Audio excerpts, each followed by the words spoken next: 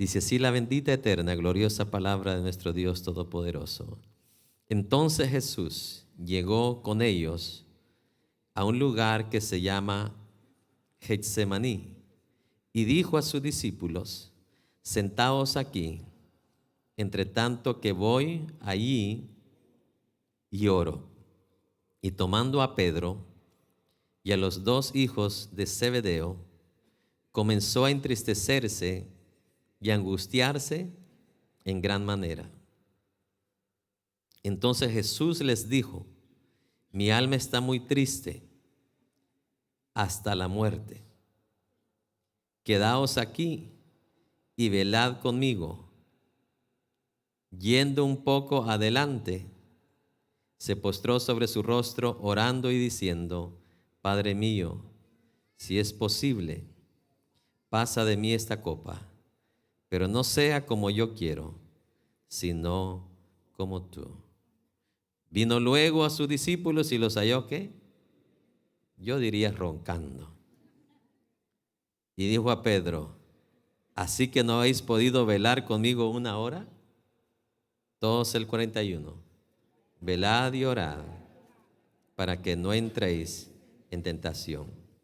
El espíritu a la verdad está dispuesto, pero la carne es débil. Tome su lugar.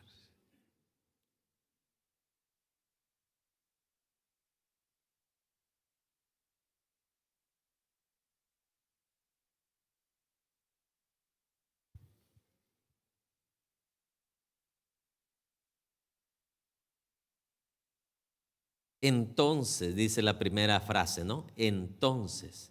El entonces, los que estudiaron español, sabe que es una continuación de algo, ¿cierto? Entonces, quiere decir que ese entonces nos invita a ver anteriormente qué sucedió para poder entender el entonces del que Jesús está hablando ahí, donde dice que llegó a un lugar que se llama Getsemaní. Pero esta palabra entonces nos llama y nos invita a ver anteriormente qué sucedió para tener una idea de lo que Jesús está diciendo cuando usa la frase entonces. Entonces está diciendo Jesús, fue el momento en que los discípulos, especialmente los 11 discípulos, porque ya para ese tiempo ya Judas ya no estaba con ellos, ya andaba haciendo los negocios para poder entregar al maestro. Solamente tenían los 11 ahí.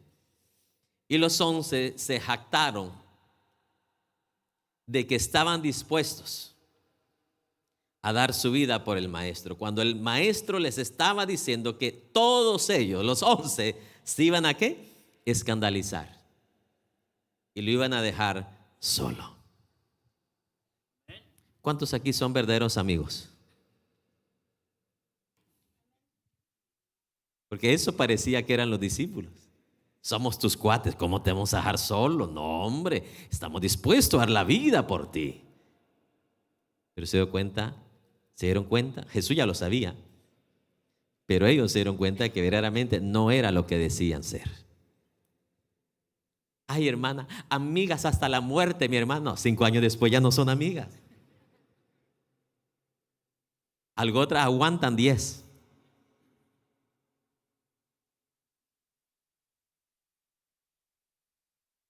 Por cualquier cosita ya pierde la amistad. Ay, es que me dolió tanto. ¿Y por qué, hermana? Es que yo la invité a mi cumpleaños y ella no me invitó. Yo sé que ya tenemos 20 años, pero esto me duele. Ay, ay. Que la crucificaron, le pusieron una corona de espina en la cabeza. Digo, por eso usted está tan triste hasta la muerte. Sí, pastor, ¿a poco no? Usted invita y luego usted no le invita. ¿Cómo no le va a doler? Todo depende de quién sea la persona. Yo no voy a permitir en mi corazón que duelan cosas innecesarias. ¿Para qué voy a traer dolores innecesarios? ¿Sabe cuándo sí voy a sentir dolor? Cuando pierda a mis padres. Pero no dolor porque alguien no me invitó y yo sí lo invité. que son dolores ¿Cómo se llaman esos dolores? ¿Por qué son innecesarios? Porque le hacen daño a tu corazón. Gran daño. Qué bueno que nada más entrar un sentimiento y ya no, ensucian tu corazón. Ensucian tu corazón. ¿Por qué? Porque usted cree que ese sentimiento se queda nada más como un sentimiento. No, ese sentimiento tiene la capacidad de reproducirse y dar luz a otros sentimientos más fuertes, como la venganza. El año que viene yo tampoco la voy a invitar. Ya dio a luz otro sentimiento.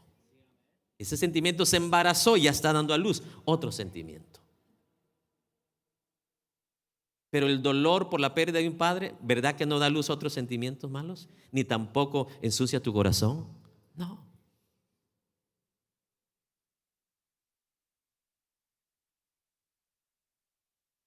Te voy a dar otra oportunidad. ¿Cuántos creen que son buenos y grandes amigos?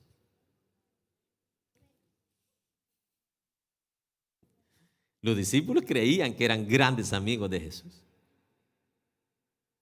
pero lo traicionaron. Lo dejaron solo. Hasta en el mundo dicen, ¿verdad? ¿Cuándo sabrás si la amistad es genuina o no? Dice, quédate sin dinero, quédate sin trabajo, ¿qué más? Quédate enfermo por unos 5 años y ahí sabrás quiénes son. Porque el hijo pródigo, ¿qué pasó con él? Cuando salió con la bolsa llena de plata, hermano, hasta los gatitos querían andar con él. Sí, porque tenía dinero para comprarle a los gatitos, a los perritos, a lo que él quería. Pero ¿qué pasó cuando se quedó sin dinero? ¿Se quedaron sus amigos ahí? No.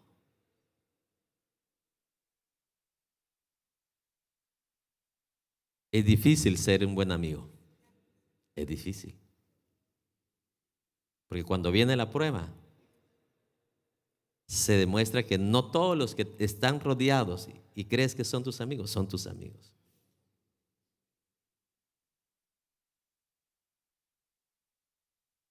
En la Biblia son escasas las personas que yo puedo ver que tenían genuinas características de amistad. Para David fue más fácil ser amigo de Jonatán que Jonatán ser amigo de David. ¿Sí sabe usted eso? Para Jonatán fue más difícil ser amigo de David que para David ser amigo de Jonatán. Porque para Jonatán aceptar a David y el querer ser amigo de David, sabiendo Jonatán que David era su máxima competencia para el reino después de Saúl. Imagínense.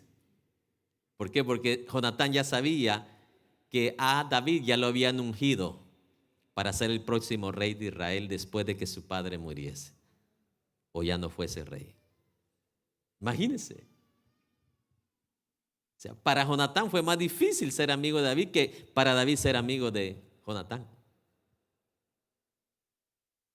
Pero a Jonatán no le importó que David fuera su máxima competencia para el reino.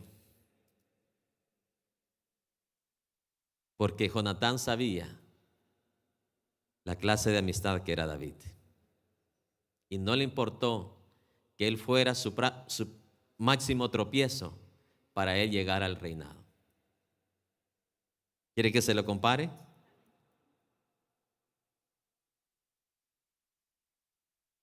Digamos que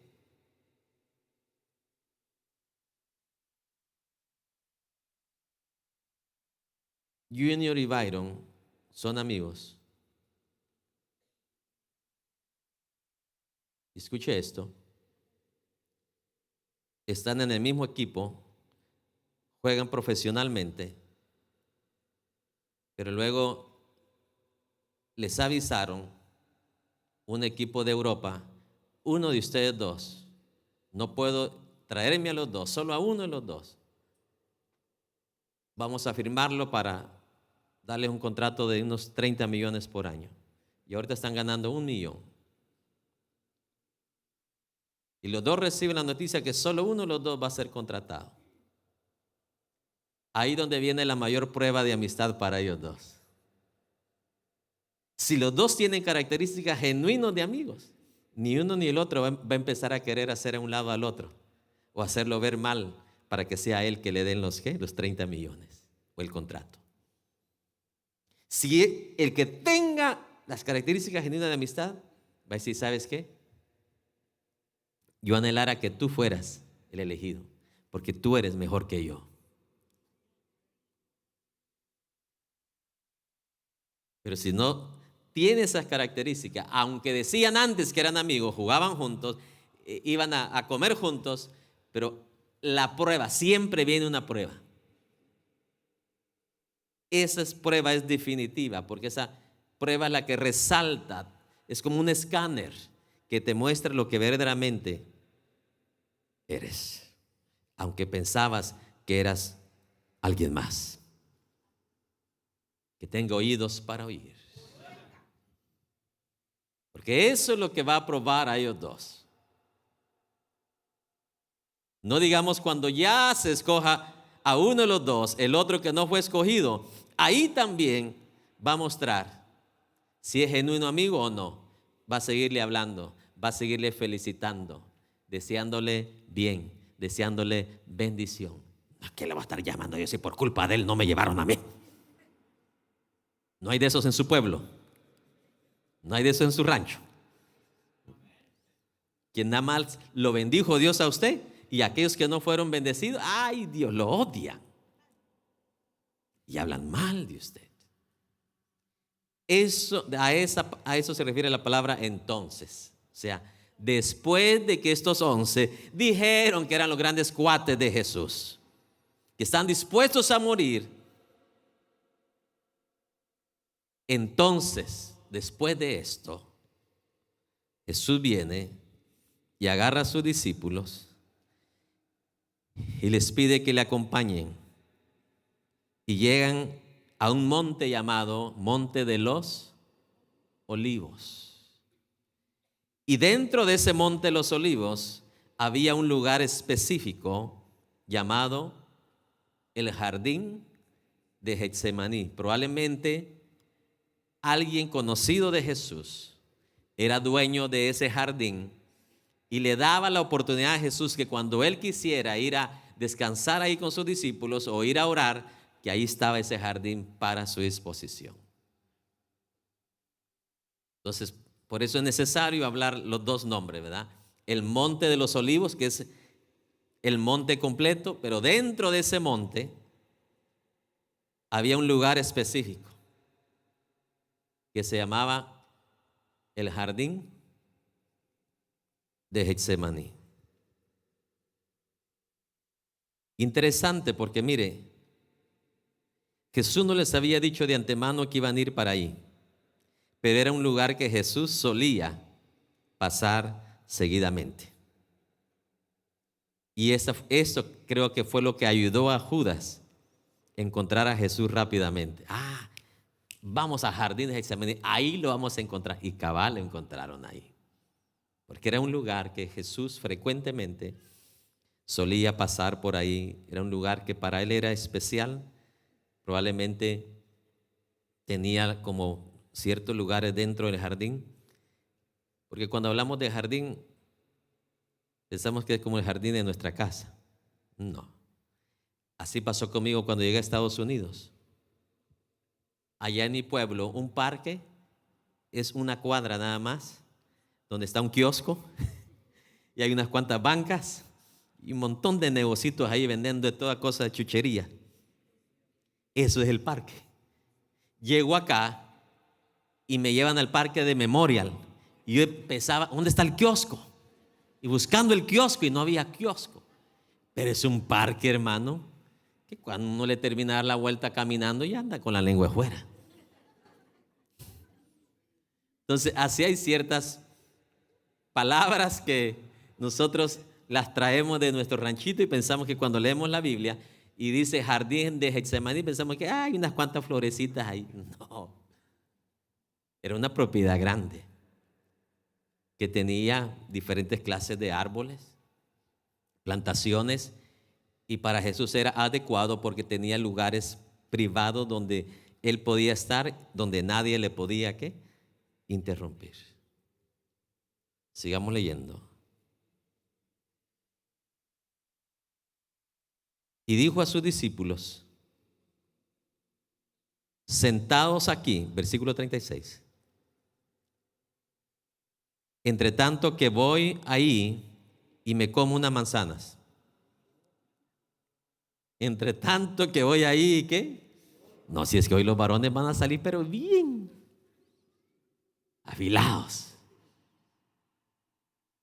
Hoy comieron, esta semana comieron torrejas, comieron pescado no sé qué, pero esta semana que viene pura oración. ¿Escuchó el amén, dama, de todos los varones? ¿Qué va a haber esta semana, varones? Pura oración. Atrás el pescado y la torreja. Torreja con 40,000 gramos de ¿qué? De azúcar. Hoy pura agua pura y oración. Oración y agua pura nada más. Esperaos aquí o sentaos aquí, entre tanto que voy ahí y ¿qué?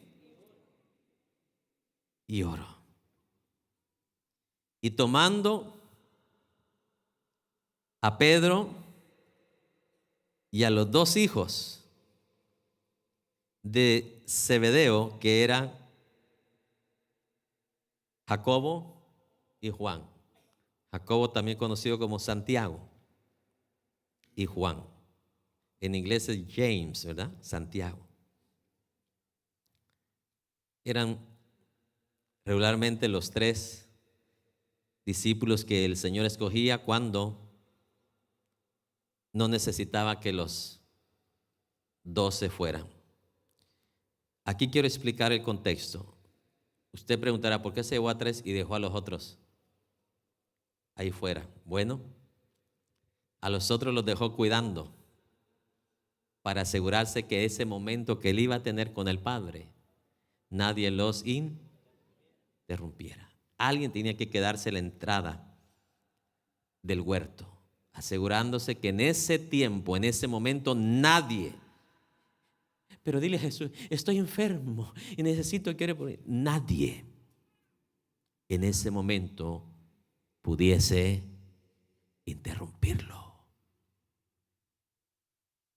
Usted, padre, cuando usted se meta a su closet a orar, encárguele a su esposa que aunque alguien le llame, escuche esto, asegúrese que ella va a ser la portera del monte Getsemaní, del jardín de Getsemaní, para asegurarse que nadie le interrumpa a usted ese momento, porque ni una llamada es más importante que hablar usted con Dios. Quiere que se lo ilustre porque algunos como que no me creen.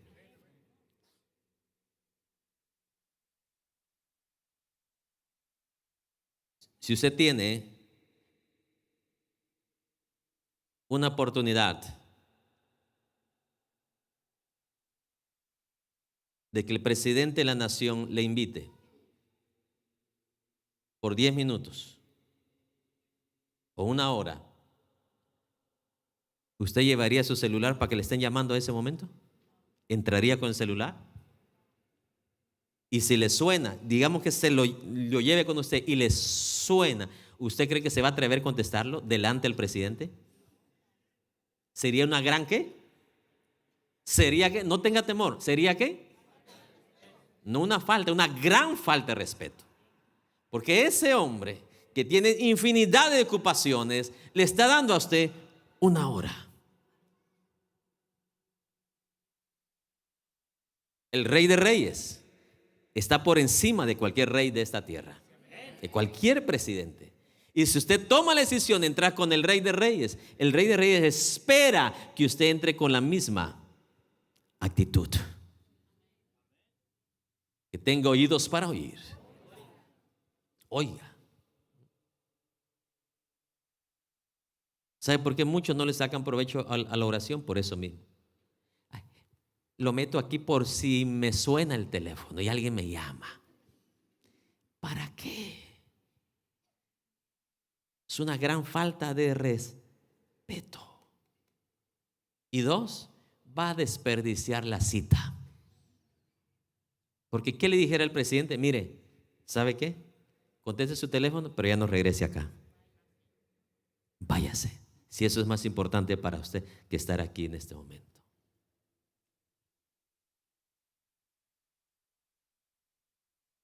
He visto en restaurantes, llegan parejas a comer, hermano, uno está con el teléfono y la otra persona, mire, como que fuera una estatua.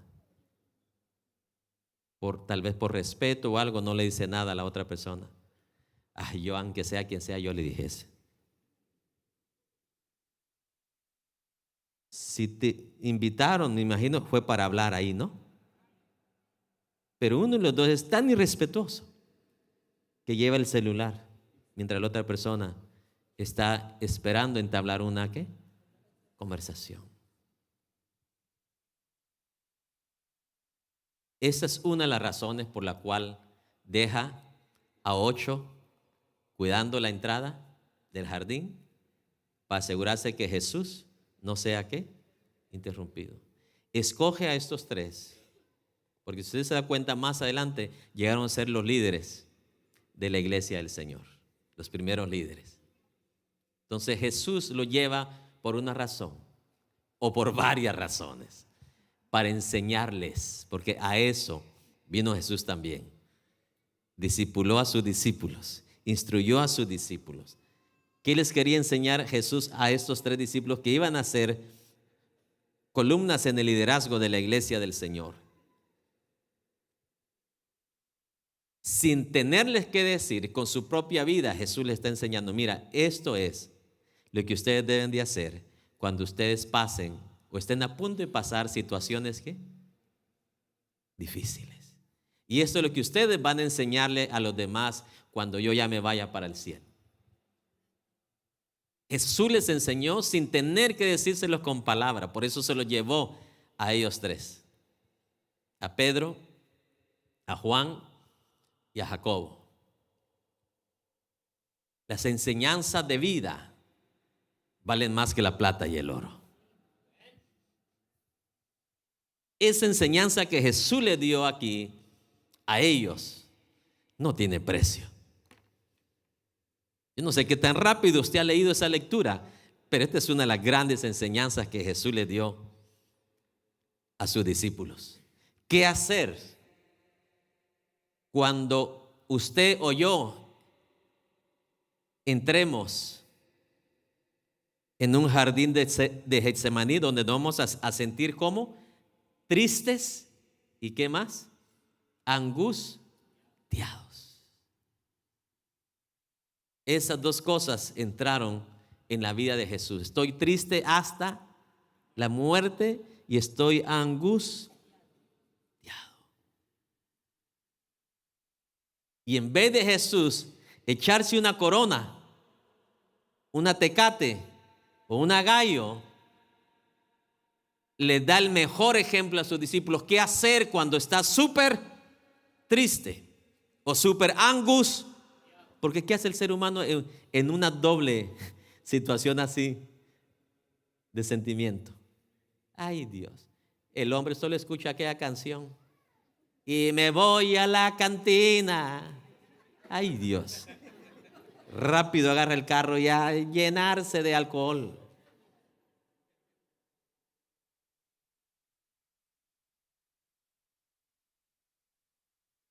Y la mujer es más inteligente, ella no se va a ir a emborrachar.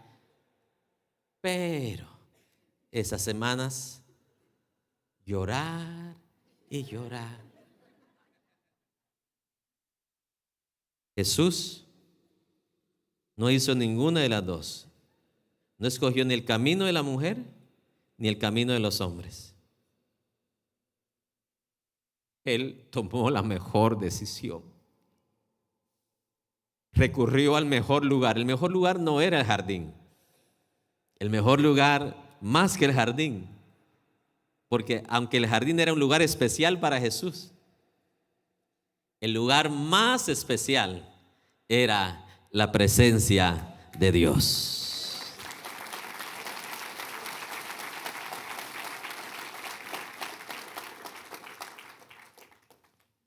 Hay muchas cosas lindas en las cuales uno se puede refugiar: en un jardín, en los brazos de un padre, en los brazos de una madre. Pero Jesús no buscó ni a María, no llamó ni a María su madre, no llamó ni a sus hermanos. Dijo: estoy triste y estoy angustiado por lo que voy a sufrir, lo que me van a hacer. Imagínense aguantar burlas, desprecios, escarnios. Con el palo le iban a dar en la cabeza. En forma de burla y maldad le jalaron su barba. Luego no le pusieron corona, le incrustaron una corona. Imagínense los hoyos que iba a abrir ahí, la sangre que iba a derramar diferentes hoyitos en su cráneo. Por eso Isaías, el profeta Isaías, mucho antes que Jesús naciese, dice: no vimos parecer en su rostro. Pues qué parecer, imagínense todos los agujeros de la corona de espinas, chorreando sangre por todo su rostro. ¿Qué parecer iba a haber en Jesús? Lo que usted ve en las películas no es nada, ni en la película de la pasión de Jesús. No pueden duplicar lo que Jesús verdaderamente padeció y sufrió. Pero ¿verdad que la reacción de Jesús es muy diferente a la nuestra? Algunos dicen: mire, me voy a encerrar en un cuarto y por favor no quiero que nadie entre. Pero no se encierran para ir a orar. Se cierran para que les entre una gran depresión. Sí. No para entrar a la presencia de Dios, sino para que doña Depre los visite.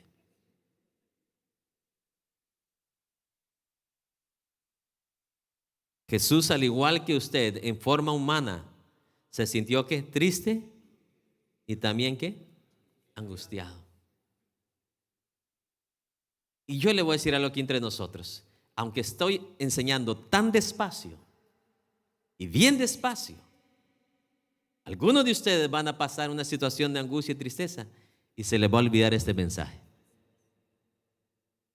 Y algunos van a querer recurrir a alguien como refugio y se le va a olvidar que el refugio mejor que usted necesita es la presencia de Dios.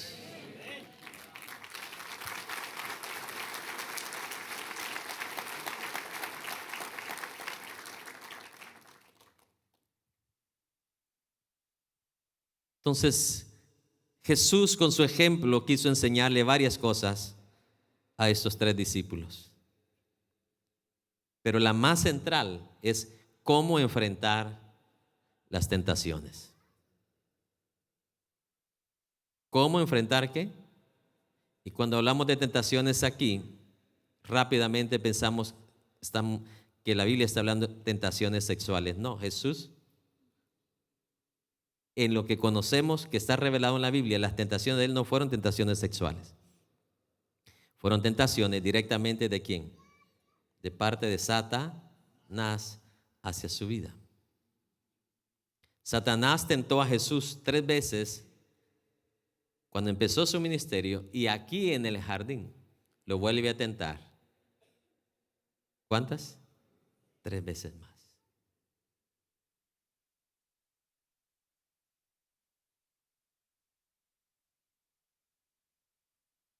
Dice, esta para mí es la enseñanza más grande que Jesús y la central que Jesús le está enseñando a sus discípulos. Cómo vencer las tentaciones. Por ejemplo, algunos de ustedes, varones, les van a ofrecer tal vez un salario mejor, una oferta mejor de trabajo. Le dicen: mira, está ganando 1,500, te ofrezco 3,000 a la semana, pero tienes que salir por 3 meses a trabajar a Tennessee y luego regresas una semana para estar con su familia. Se oye bueno, ¿no? En la superficie se oye súper. Te van a pagar el doble.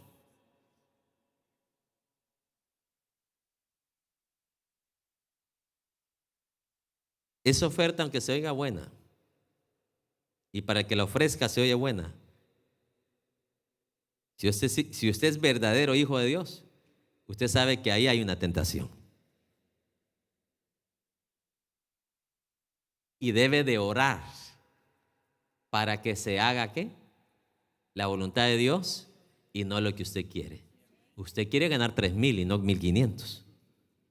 Pero, ¿cuál es la voluntad de Dios? La voluntad de Dios es el proceso. ¿Grabes esto? Es el proceso de sabiduría perfecta que Dios tiene para saber qué es lo mejor para usted dependiendo lo que usted está por emprender. Vea, así como un padre le desea lo mejor a sus hijos aquí en la tierra, el padre no se va a meter en la voluntad de sus hijos si sus hijos no llegan con su padre y dice: padre, mire, me ofrecen esto, pero yo no sé qué hacer, ayúdeme. Y la sabiduría del padre le ayuda y le dice: mira, tú puedes escoger eso, pero ¿sabes qué? Esto y esto y esto y esto lo vas a comprometer. Esto y esta y esta y esta y esta área se va a debilitar. Si yo fuese tú, yo no la tomara, porque esto y esto y esto vale mucho más que esto que te están ofreciendo. Entonces, la voluntad de Dios es ese proceso de pensamientos e ideas en la mente perfecta de Dios, la cual en menos de un segundo sabría cuál era o cuál fuese lo mejor para tu vida. Pero así como un padre no se va a meter en la voluntad de sus hijos, a no ser que su hijo venga y acuda ¿a qué? A su padre. Así Dios no se va a meter en la vida suya, a no ser que usted venga en oración y le diga: mira, padre, esto y esto está buenísimo y ojalá que tú me dijeras que sí. Pero por eso vengo en oración, para que no se haga ¿qué? Lo que yo quiero. Yo quiero los 3,000. Pero por eso vengo a ti, porque tú sabes si al tomar ese trabajo, que aunque voy a ganar más dinero, puede ser que termine perdiendo mi familia. ¿Sí me explico? Me puede ir alejando poco a poco de mi familia, de mis hijos. No voy a lograr tener esa comunión con mis hijos. No voy a ver crecer a mis hijos. Señor, por eso vengo en oración, para que hagas ¿qué? Tu voluntad. Para que se haga tu voluntad y no la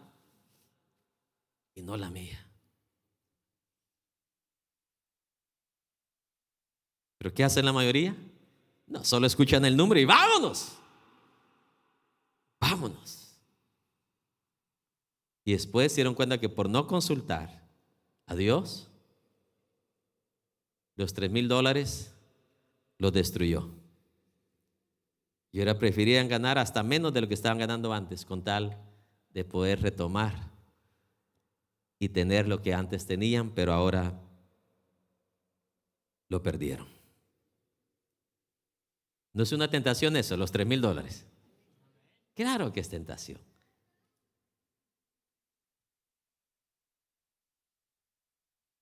¿Usted cree que Daniel no tuvo tentaciones en el gobierno de Babilonia, con toda la plata que él manejaba?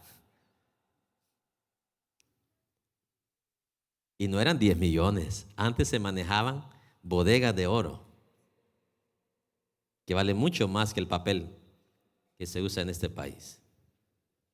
¿Usted cree que Daniel no fue tentado? Claro que sí. ¿Pero cuál fue la ventaja de él? Ese hombre siempre estaba orando. Por eso dice que lo probaron en todo. Le pusieron trampas aquí, trampas allá, para ver cómo caía. Y dice que no lograron que cayera en nada.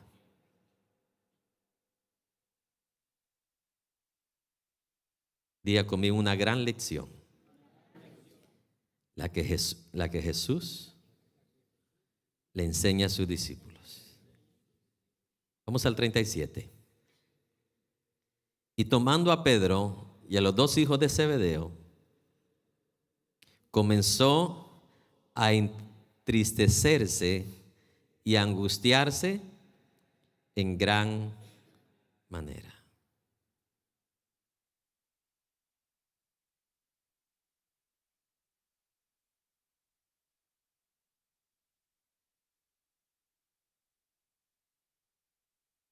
Escuche esto. No es que esta era la primera vez que Jesús se sentía triste en la tierra. No era su primera vez. ¿Se recuerda cuando estuvo en la tumba de Lázaro? Ahí Jesús se entristeció y lloró.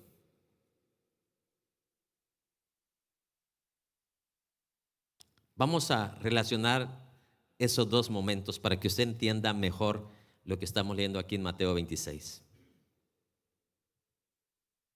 ¿Por qué cree usted que se entristeció Jesús aquí y se angustió en este momento en el jardín de Getsemaní?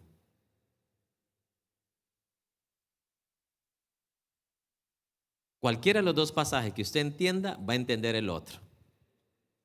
Cualquiera de los dos pasajes que usted entienda primero le va a ayudar para poder entender el otro, porque ambos están relacionados.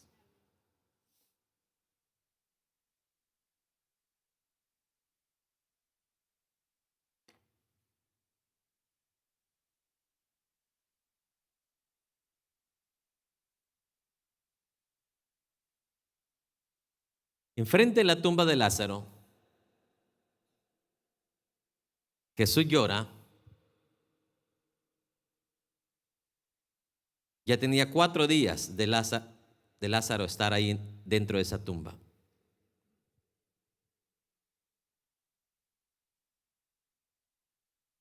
Antes de llorar alguien siente un sentimiento de tristeza, ¿no? O usted llora de un solo, ni que fuera cocodrilo, ¿no? Los cocodrilos dicen que lloran sin sentimiento. Yo hasta el día de hoy no he visto llorar a un cocodrilo, pero así dice la gente.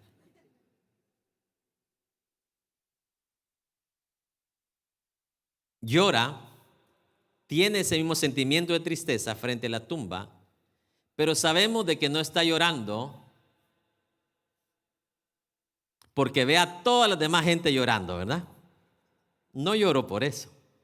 ¿Por qué? Jesús sabía que lo iba a resucitar. ¿Cómo iba a llorar por algo que sabe que lo va a resucitar o por alguien que va a resucitar? No tiene sentido. Su sentimiento, su tristeza, su llorar fue más allá de que estaba viendo el montón de gente, la multitud llorando o tristes. Y ojalá que nosotros sintiéramos ese mismo sentimiento y hasta llorásemos por eso. Porque ese es el llanto que habla Jesús en el libro de Mateo. Bienaventurados los que lloran, porque ellos recibirán consolación. El llanto de Jesús, el Jesús lloró en ese libro de Juan, no fue porque todo el mundo estaba llorando y pues le dan ganas a uno también de llorar, sino que al analizar Jesús toda la desgracia, la maldición, todas las muertes que el pecado ha ocasionado desde el primer pecado hasta ese día de Jesús. Al Jesús analizar todos los estragos, la desgracia, la miseria. Imagínense cuántos niños los han dejado huérfanos una muerte de su madre o una muerte de sus padres. Eso fue lo que le dolió a Jesús. Los grandes estragos que el pecado ha hecho en el universo, trayendo ¿qué? Muerte.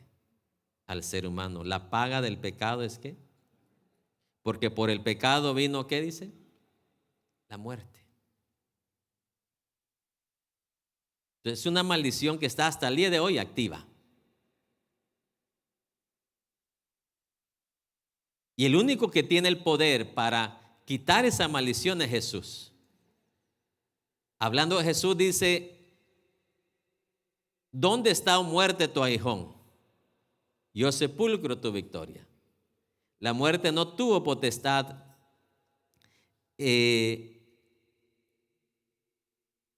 eterna o potestad permanente contra Jesús. Solamente tuvo potestad ¿qué? Temporal.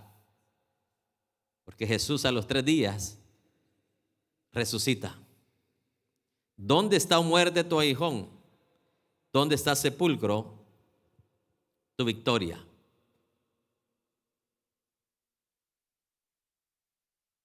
Jesús llora ahí enfrente de la tumba de Lázaro, no porque haya muerto Lázaro, su gran amigo, aunque era un gran amigo, pero si usted es alguien que tiene el poder de Dios para resucitar a alguien, usted no va a llorar por gusto, ¿verdad que no? Al contrario, se va a ver como que fuera sobadito, loquito.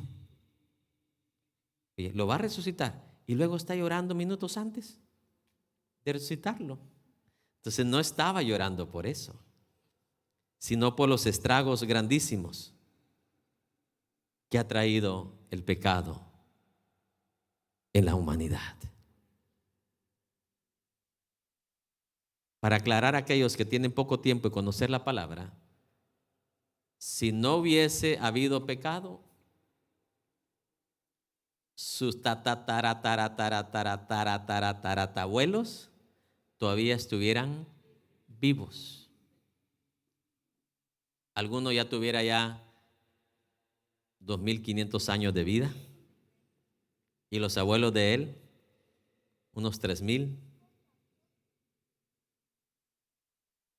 El más viejo tuviera como 6000 y algo. Pero aquí estuvieran todos vivos. Aquí estuvieran todos ¿qué? Vivos. Imagínense que usted hubiera sido los primeros por nacer, usted tuviera 5000 y tantos de años. Nada más que estuviera más bendecido. Tuviera como unos 3000 hijos con su esposa.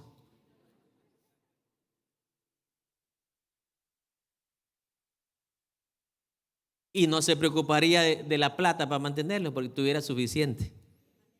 Porque el pecado también trajo miseria, escasez, pobreza. ¿O no le dijo Dios al hombre? Ahora te va a costar traer el sustento. Vas a tener que sudar. Que tengo oídos para oír.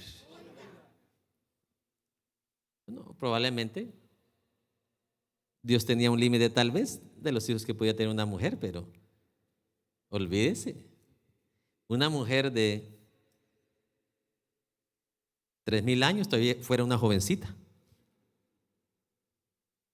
Ni una mujer dijo amén. Si solo una hoja del árbol de la vida, si alguien se enfermaba como la tos esa, usted se comía una hojita y rápido se le iba.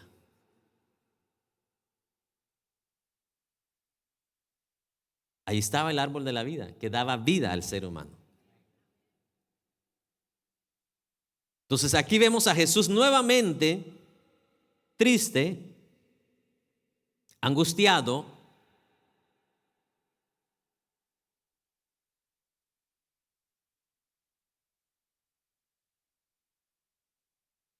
y yo sé que aún si ha pensado esto, hay parte de razón, pero no es toda la razón. Por el gran dolor que iba a atravesar, ¿cierto? Lo cual es la parte humana. Pero más que eso, lo humano, su alma, sus sentimientos. al volver a recordar todo los estragos. Porque ¿por qué iba a ser el sufrimiento de Jesús? ¿Por lo bueno de Él o por los pecados de nosotros? Exactamente. Vuelve otra vez ese sentimiento que sintió Jesús enfrente de la tumba de Lázaro. Yo sé que la parte corporal, el dolor, tiene parte también en eso, el sufrimiento, pero más que eso, el sentimiento, el alma. El volver a recordar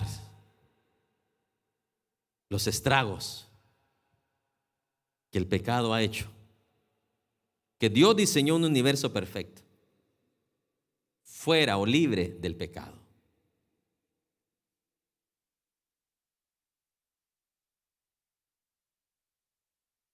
Y lo irónico es que es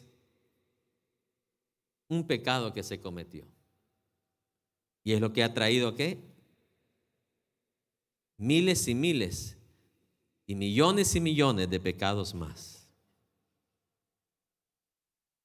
Jesús se sintió triste y angustiado.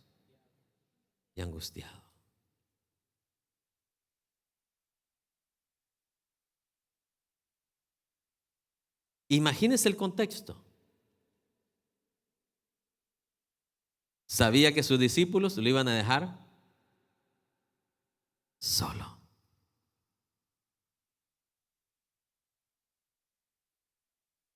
Lo iban a abandonar.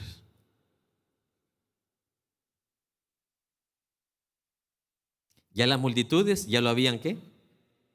Abandonado.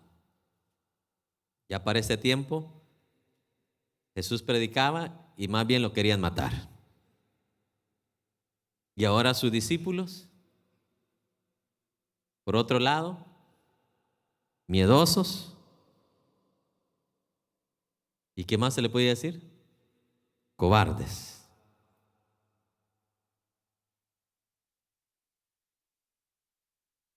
Y luego, al saber las injusticias que iban a llegar, todas las mentiras que iban a decir de él, iban a pedir al cruel que lo dejaran libre y a él que era inocente, iban a pedirle ¿qué? Que se crucificase, que lo crucificaran. Entonces aquí vemos que Jesús en este momento experimentó la soledad más grande que un ser humano puede atravesar. Las multitudes ya no están contigo. Y los que tú considerabas tus amigos están a punto de abandonarte.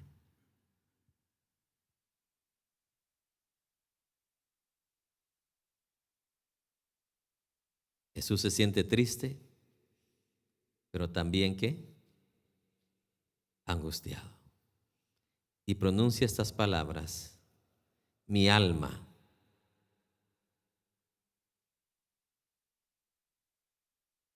está triste y angustiado.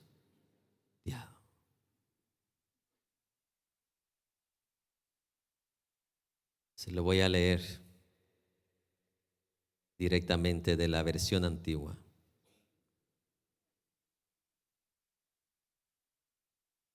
Mi corazón, dice, está lleno de tristeza.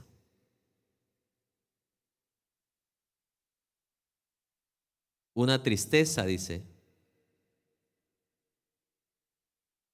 como alguien que va a morir en los próximos minutos.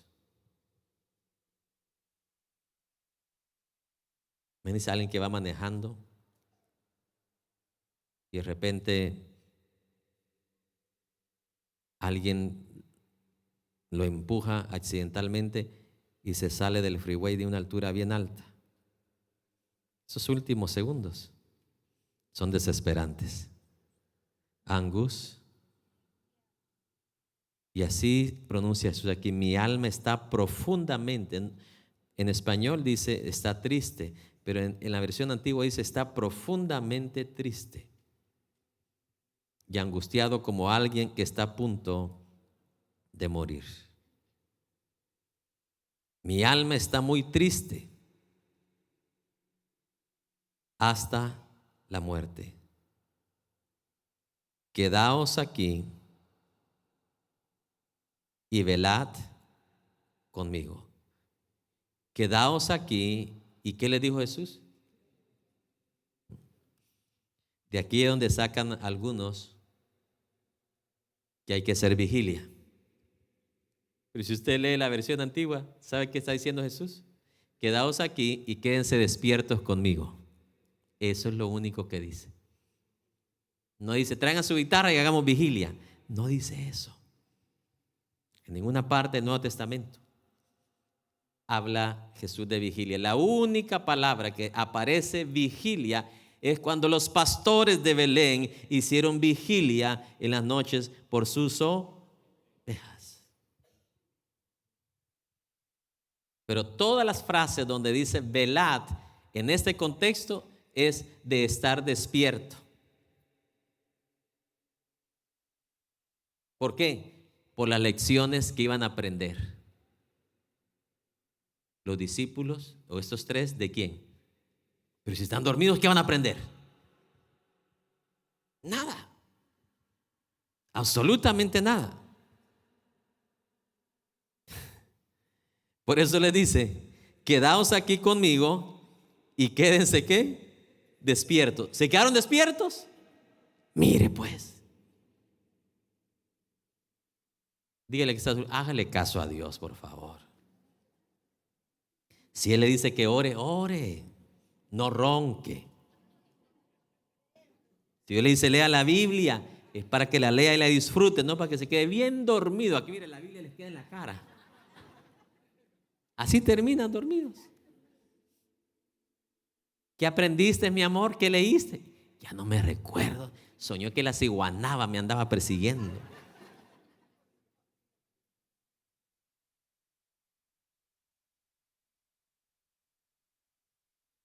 Jesús quería enseñarles lecciones de vida. Y por eso les pide encarecidamente, quédense despiertos.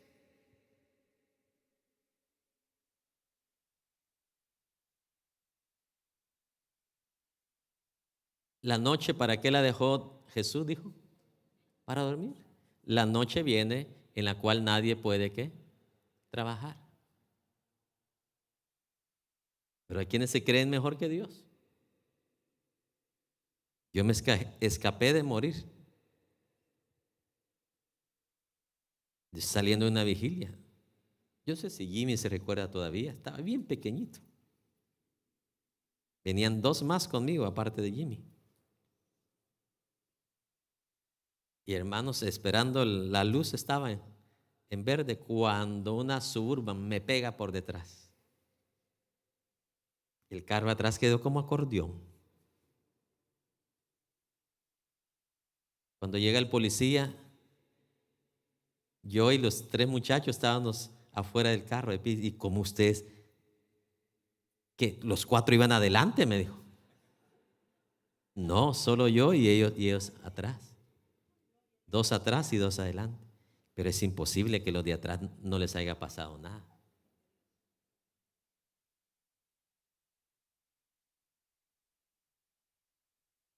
¿Sabe? Dios me salvó por la ignorancia mía. Pero de ahí en adelante dijo, ya no va a ser culpa mía si te vuelve a pasar algo. ¿Por qué? Porque empecé a estudiar la palabra y me di cuenta que a nadie Dios mandó a hacer vigilia. Cuando dice velad, está hablando, estad atento. Ese significa la palabra velad, estar atento en la versión antigua. Estar atento. De nada sirve que se la pase despierto toda la noche y el lunes siguiente usted no va a estar atento a las circunstancias, a las tentaciones. De nada sirve. La noche solo es un espacio pequeño de tiempo. Y la noche no tiene más poder que el día, ni el día más poder que la noche. para usted buscar el rostro de Dios. No sé si me explico. Por eso nunca Dios puso, usted tiene que orar a cierta hora porque a cierta hora hay más poder. No lo va a encontrar. Para que nadie haga ¿qué? Tonteras y bobadas, doctrinas humanas de lo que Dios no ha hecho. A quienes van a poder en la mañana, a quienes van a poder a mediodía, a quienes van a poder en la tarde. Daniel agarraba 3 veces al día. Agarraba las mejores 3 oportunidades que tenía para orar y las aprovechaba. Y por eso vemos que no ha habido otro hombre que haya recibido tanto de Dios como él. Ay, pastor, pero Salomón fue el más sabio, pero no vio las revelaciones que vio Daniel. Y no tuvo la consistencia que tuvo Daniel espiritualmente.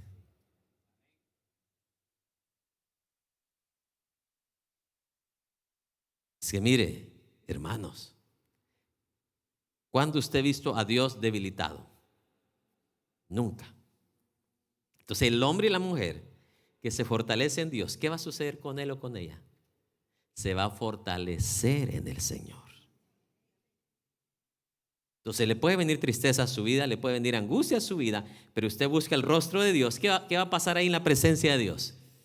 Usted se va a fortalecer, que es lo que sucedía con Daniel. Por eso es que toda su vida, a pesar de persecuciones, a pesar de pruebas, tribulaciones que él pasó, vio la gloria de Dios. ¡Aleluya!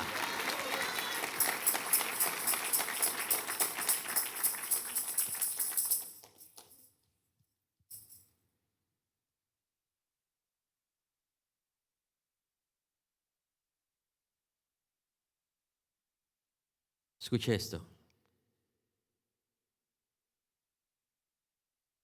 Aquí cabe la posibilidad que Jesús también sintió tristeza profunda por el miedo y el temor de poder sucumbir ante cualquiera de estas 3 tentaciones que él recibió aquí en el jardín. No nos dice Jesús cuáles fueron. No nos los revela, como nos los reveló en Mateo. Pero ahí que cabe otra posibilidad, que Jesús se sintió triste de poder caer en una de esas 3 tentaciones.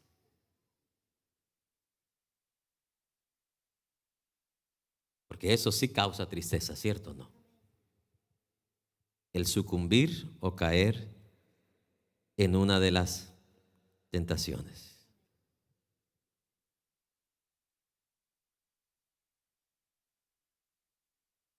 Porque usted se da cuenta, el mismo Jesús ya había profetizado que él iba a conquistar el pecado, iba a conquistar la muerte.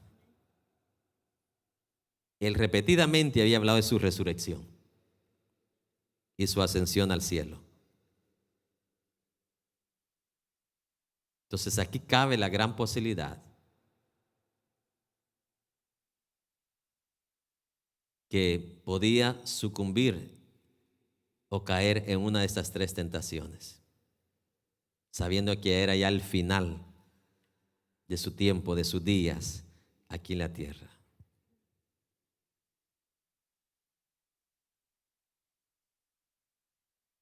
Vamos al final.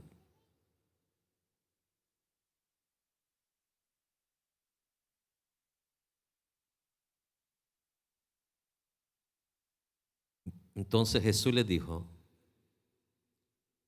mi alma está muy triste hasta la muerte, quedaos aquí y velad. Que yendo un poco adelante, se postró sobre su rostro. Se postró sobre su rostro. ¿Quiere ver cuál fue la posición que usó Jesús ahí? Que la mayoría de cristianos oramos de esta manera, ¿cierto? Nos arrodillamos, ponemos una silla y nos ponemos así, ¿cierto? O si está a la orilla de la cama, pues ahí sobre la cama, ¿no? Ponemos nuestro cuerpo posterior hacia la cama. Pero eso es arrodillarse ante Dios. Postrarse ante Dios es diferente. Postrarse ante Dios es esto.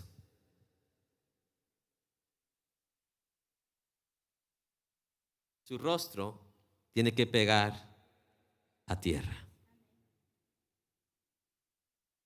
Y ese es el detalle que leemos aquí nosotros. Jesús se postró sobre su rostro, orando.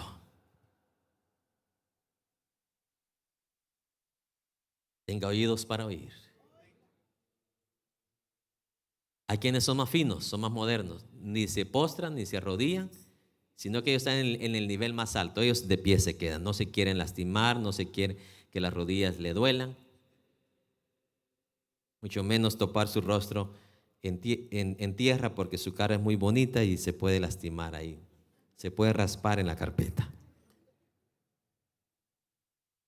Mas el Hijo de Dios eterno, Rey de reyes, Señor de señores, se postró. No era carpeta, era zacate. ¿Era qué? Un monte, era un jardín. ¿Qué va a haber abajo? Zacate. ¿Cómo le queda la ropa a uno cuando uno se postra en un zacatal? Si usa color blanco, ¿cómo van a quedar las rodillas? Verdes. Cambian de color. Amén. Entonces yo sé que algunos, por no arrugarse su pantalón, su vestuario, no se arrodillan o no se postran. Ay, no, es que se me va a arrugar. O algo otro, o los zapatos se me doblan. ¿Ah? ¿Y qué van a pensar?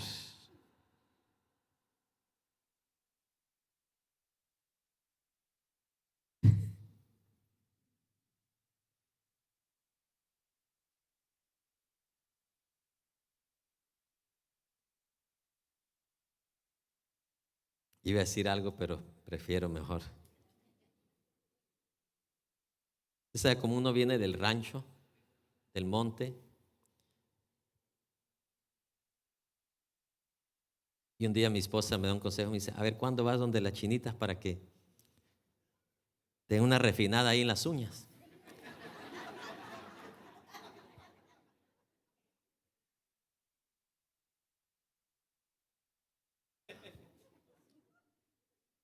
Ella lo hace, pero dice, allá son expertos. Y pues uno igual que Adán, ¿verdad? Hay que obedecer. Y cuando la chinita me ve en las rodillas, dice, ¿what? Tiene mucho callo. Y usted no ha visto la de mi papá. Y esas ni con crema ni con aceite las desapareces.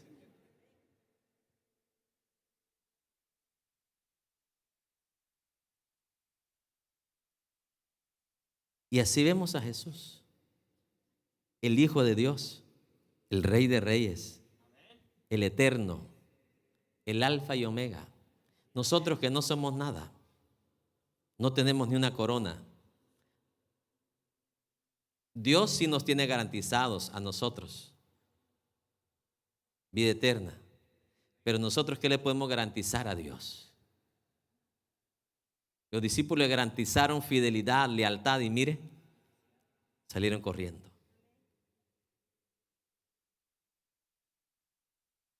Y aquí Jesús, en un momento crucial de su vida,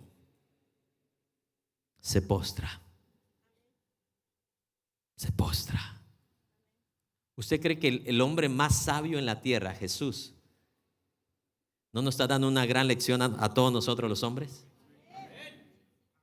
¿Quieres ganar tus batallas? ¿Quieres ser victorioso en la vida? ¿Quieres pelear de la manera correcta? No es con tus hijos, con tu esposa. Es en oración que se pelean las batallas. Esas lecciones quería enseñarle Jesús a los discípulos, como nos la está enseñando aquí a ustedes. Espero que aquí no haya nadie ahorita. ¿Y a qué horas termina este hombre? Los discípulos pensando en dormir y usted pensando en comer.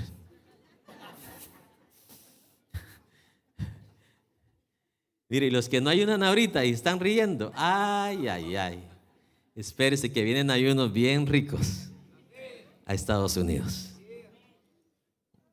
Los que no ayunaban de voluntad van a ayunar a la fuerza o bajo presión, o como lo hacían los antiguos, que solo cuando tenían la soga aquí, ayunar 3 días, a la reina con todos los israelitas. Sí. Pues digo, ahorita es opcional los que quieran venir los sábados a ayunar, pero viene el día en que no va a ser opcional, va a ser como en el tiempo antiguo. Cuando la soga esté aquí, todos van a ayunar, hasta aquel que no se le pasaba un tiempo de comida. Todos. Póngase de pie mientras llegamos al final.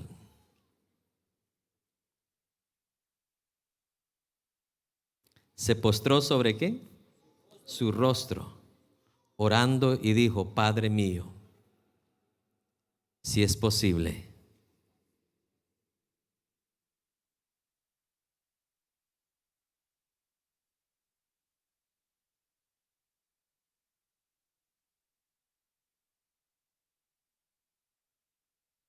si es posible, pase de mí esta copa, pero no sea como yo quiero, sino como tú.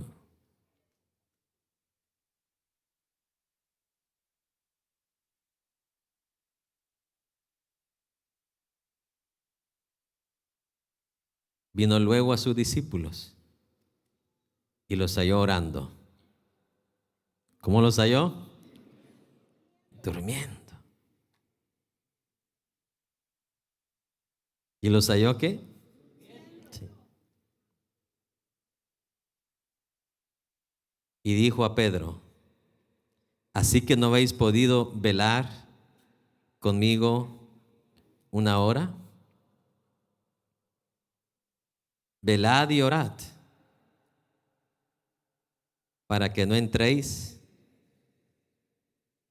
en tentación.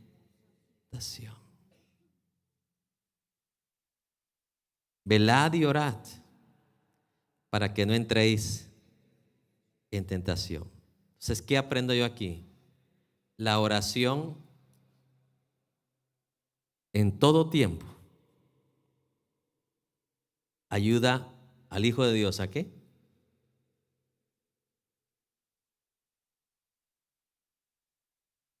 Velad y orad para que no entréis en ¿qué? Mire,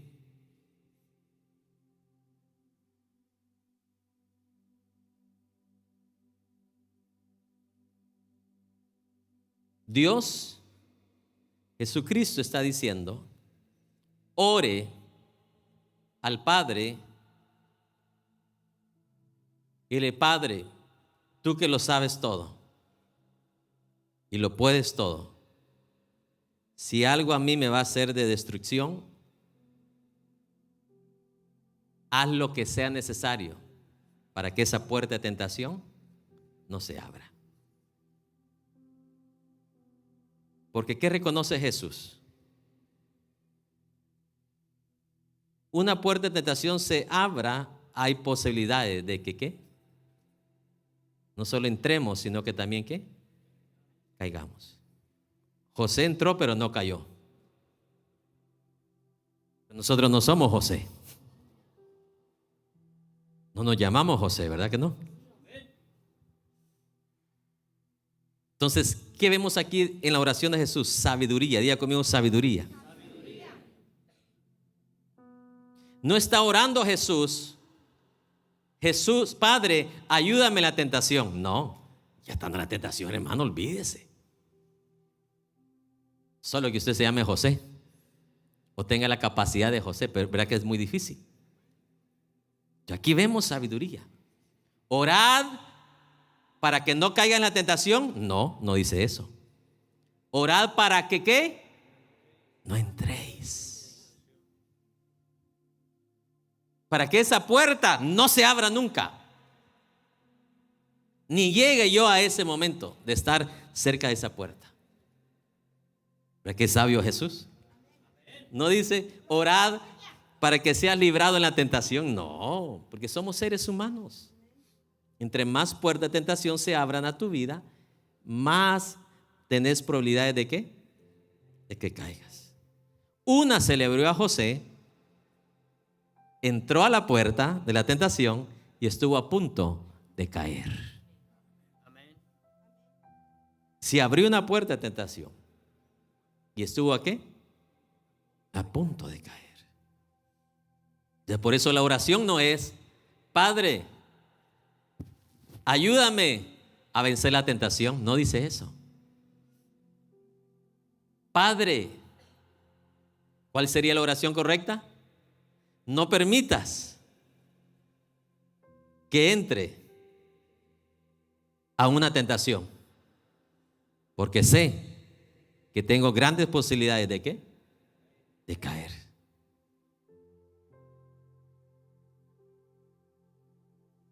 Entonces, cada una vez de estas que Jesús fue a orar,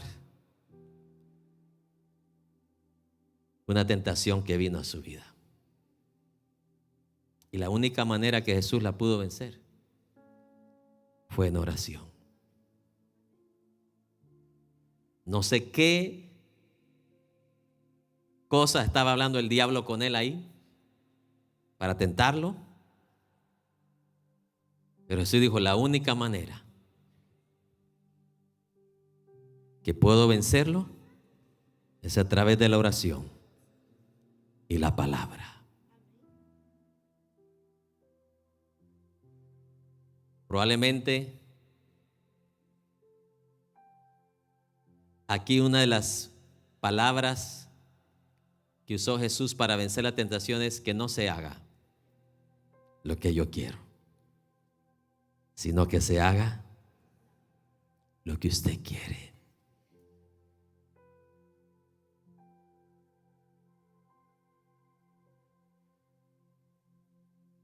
El espíritu verdaderamente está siempre dispuesto. ¿Dispuesto a qué? A vencer la tentación. Pero como no estamos hechos solo de espíritu, también ¿qué? La carne que habita en nosotros, dice la palabra. Mas la carne es ¿qué? Débil. Y por esta razón es que hemos de orar, Señor, ayúdanos a lo necesario para que yo de aquí en adelante no se me abran puertas. Y si en algún momento de la vida, ya sea en el trabajo, sea donde sea, si me abriera una puerta, pónchame la llanta, que no me arranque el carro, lo que sea, con tal de ¿qué? De no entrar en esa puerta. Jesús mismo está reconociendo y nos ayuda a nosotros en el sentido de decir, mira mi hijo, no eres un ángel, eres carne. Tienes tu espíritu que está dispuesto. Tu espíritu es el que te trae acá, ¿cierto o no? A la casa de Dios. Tu espíritu es el que te hace obedecer a Dios, hacer las cosas que a Dios le agrada, pero también tienes otra área ahí dentro de ti que es enemiga tuyo. Esa carne no se quiere levantar los domingos en la mañana para venir a la iglesia, ¿cierto o no? Ay, mi amor, ¿qué dices si mejor nos quedamos viendo una película de Netflix? Y si ella es carnalona, está bien, mi amor. Pero si ella es espiritual, decir, no te puedo forzar a ti a que vayas, pero si tú te quedas, yo me voy.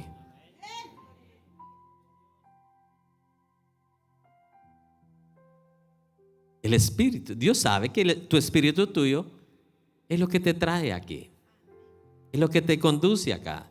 Tu espíritu está dispuesto a buscar las cosas de Dios, pero la carne, esa se rebela contra la voluntad del espíritu. El apóstol Pedro dijo, En mi interior hay una lucha constante pero viva. Es una pelea real. Mi carne dice, mira hacia abajo, a los placeres temporales de esta vida. Pero mi espíritu anhela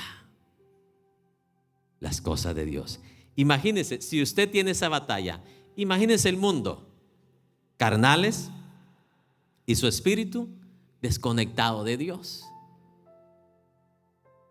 Usted tiene esa ventaja, esa gran ventaja, que aunque la carne luche contra usted y le quiera impedir hacer las cosas de Dios, su espíritu le ayuda a usted. Pero el mundo, ¿quién le ayuda al mundo? Si el espíritu de ellos está desconectado de Dios. Por eso, si en ese hogar los dos son del mundo, uno quiere pelear con el otro, que vente pues. Tú me agarras del cabello, yo también te agarro el cabello. Pero donde hay un hogar donde uno, los dos o los dos son de Dios, los dos terminan arrodillados, llorando, pidiéndose perdón. Porque el espíritu está dispuesto a hacer la voluntad de Dios. ¿Y cuál es esa voluntad? Ama a tu esposa como Cristo amó a su iglesia.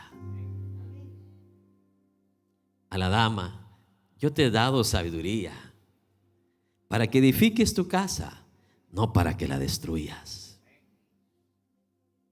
Y ambos terminan agarrados de la mano, de rodillas. No hay montaña tan grande que Dios no la mueva. No hay tormenta oscura que Dios no la calme. No hay dolor y angustia que Dios no lo sane. No hay tormenta oscura que Dios no la calme.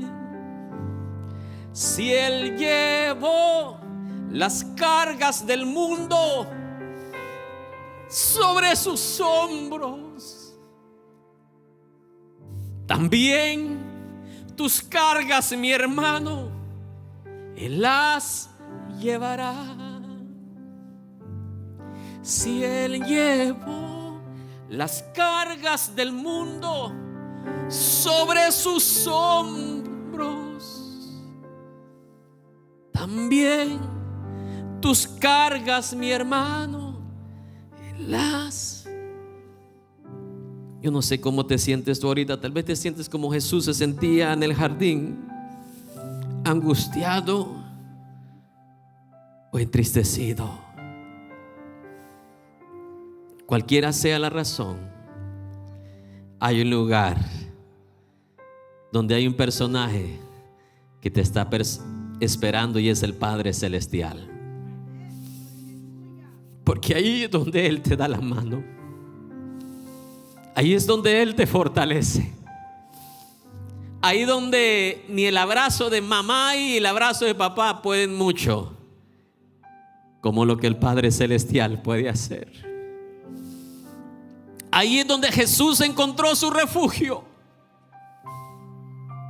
Ahí donde Jesús venció estas tres últimas tentaciones. Y Él pudo confiadamente decir: sé lo que viene, pero sé que su voluntad es mucho mejor que el dolor y el sufrimiento que yo voy a atravesar.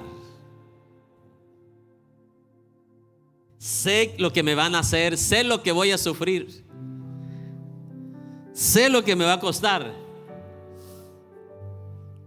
pero también sé que hacer su voluntad a pesar de lo que voy a pasar es mucho mejor.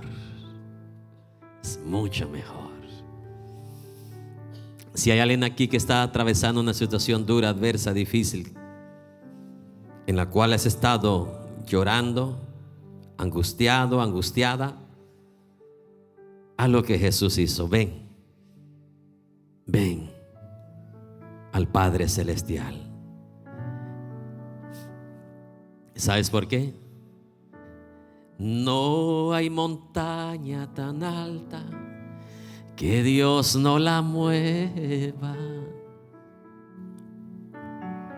No hay tormenta oscura que Dios no la calme.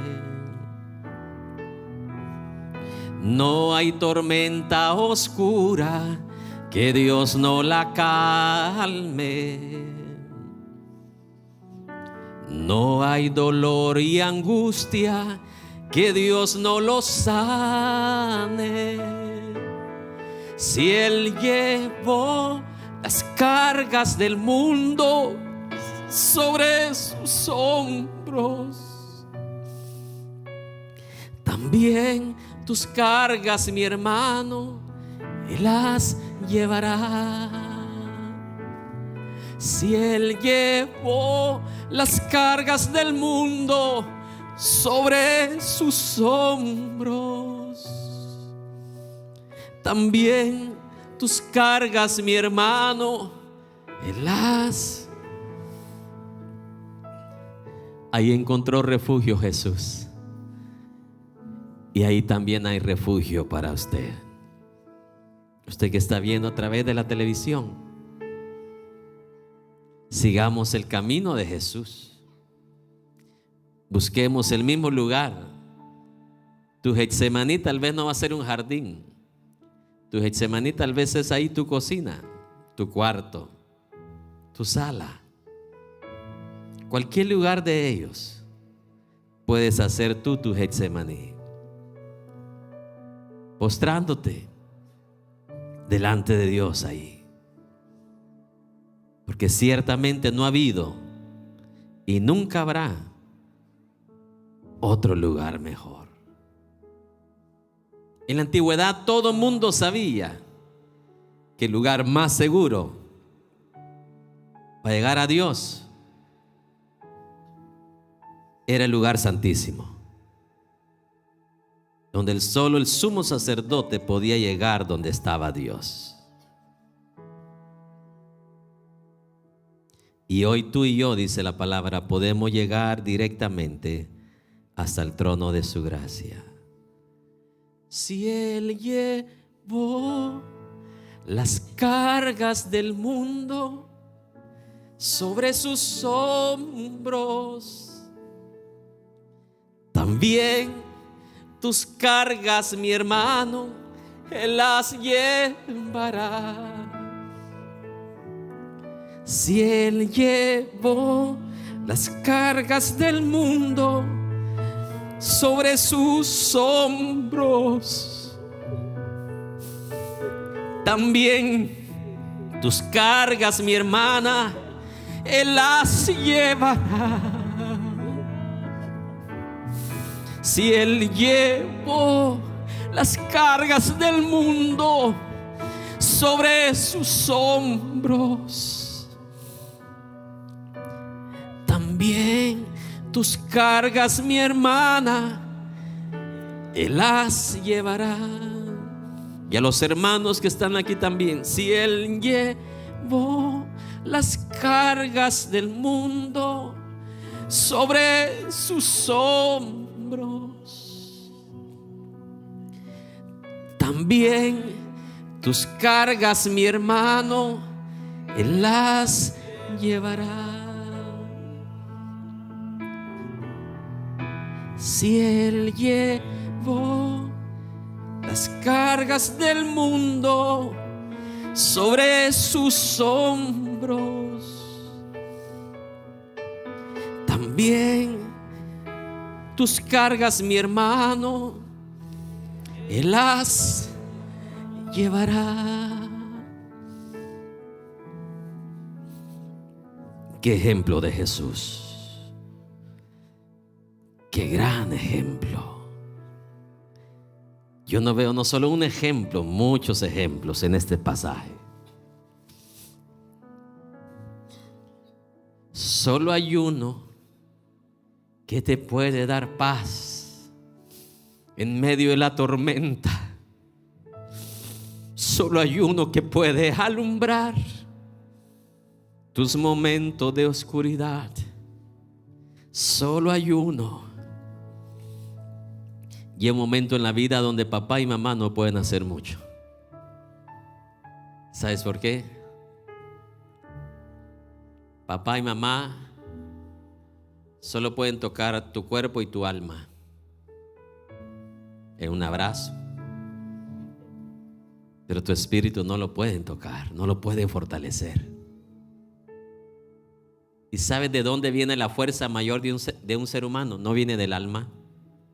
La fuerza mayor de un ser humano viene de su espíritu. El hombre y mujer cuyo espíritu está fuerte sobresale de las demás personas. Por eso Daniel sobresalió sobre los demás. No fue su sabiduría, fue su espíritu. Dios habló de Josué y dijo que Josué tenía un espíritu que diferente que los demás. No fue a ese que Dios le encargó y le dijo: no te apartes de lo mío, ni a diestra ni a siniestra, porque ahí va a estar el secreto de tu éxito, de tu vida. Oremos. Padre, te damos gracias por esta mañana gloriosa que nos has dado. Gracias por este honor de estar en tu casa. Gracias por cada siervo, cada sierva, cada familia, cada varón, cada dama, cada joven, cada señorita, cada niño, cada niña. Todos aquellos que hoy vinieron a tu casa, Señor, con alegría, agradecimiento en su corazón. Algunos vinieron hasta con dolores, vinieron con debilidades, vinieron con cansancio, pero su espíritu estaba tan agradecido, tan dispuesto, que a pesar del dolor en el cuerpo, prefirieron estar en tu casa y venir a darte gracias, Señor. Somos esos leprosos que fueron sanados y estamos aquí agradeciéndote y dándote gracias. Ponemos en tus manos todas las peticiones. Ponemos en tus manos todos aquellos varones y damas que están peleando, Señor, una batalla de fe. Tal vez en su cuerpo, tal vez en su trabajo, tal vez en la familia, en las cortes, donde quiera que sea. Señor, tú les darás la victoria si ellos permanecen en fe y en oración.